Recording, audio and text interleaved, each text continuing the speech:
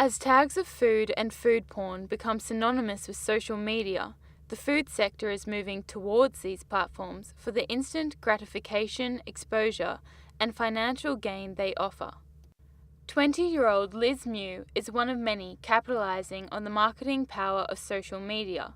She has turned her hobby of baking into a successful Instagram account, boasting over 23,000 followers. Well, I didn't expect it to get popular. That wasn't a thing. I think people started following me because I didn't care and I had my own style. Much like eating and dining out, the activity of sharing food is a sociable one.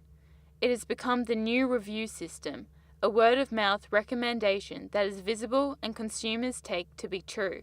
Emily Gulacek, photographer and self-confessed foodie, discovers new restaurants and cafes each week through social media. As a vegetarian, I tend to sort of look up the menu of a restaurant or a review about it before I would go to one, particularly just to see if they have stuff that I'm interested in. For cafes, I would definitely use Instagram. That's sort of something that I see being used a fair bit, like Broadsheet magazine for Sydney or Melbourne has an Instagram account that sort of posts a lot about new cafes. In terms of restaurants, I'd more be inclined to use something like Urban Spoon, maybe Facebook to look at reviews or things like that. Particularly as a vegetarian, it's easy for me to gauge through looking at a menu or a series of reviews whether or not somewhere is going to be good to eat. Since its launch in October 2010, the Instagram community has grown to more than 200 million Instagrammers. To date, over 20 billion photos have been shared on Instagram. Of these, food-related tags fetch over 132 million posts, making it a competitive industry.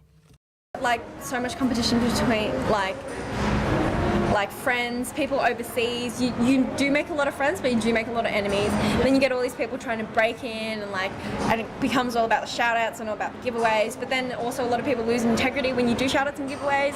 Australia ranks second in the world in terms of smartphone penetration, with the average Australian spending 2 hours and 27 minutes on their phone.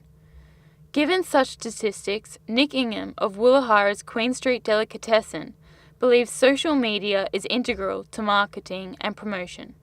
So what my vision was is to get people that work around the area, to post stuff that we make so they can see, maybe they can come and get it for lunch. Now, people like Ms. Mew can effectively create a brand identity through a unique style. Mine's very vibrant. There's a lot of food, the portion servings are huge. I'm really big on eating enough food.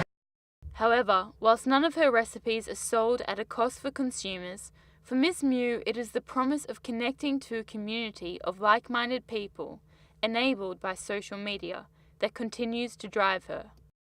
I don't think it's building a community. I think the community is just showing itself. I think it's already there, and then people are like, oh, Instagram, let's get all my food stuff out. And then people, I think they can connect more over it. But it is huge now, which is great. Health shouldn't be a bad thing. Everyone's like, oh, health is so trendy now. I'm just why is that a bad thing? It's awesome. If anything's going to be a trend, it should be health.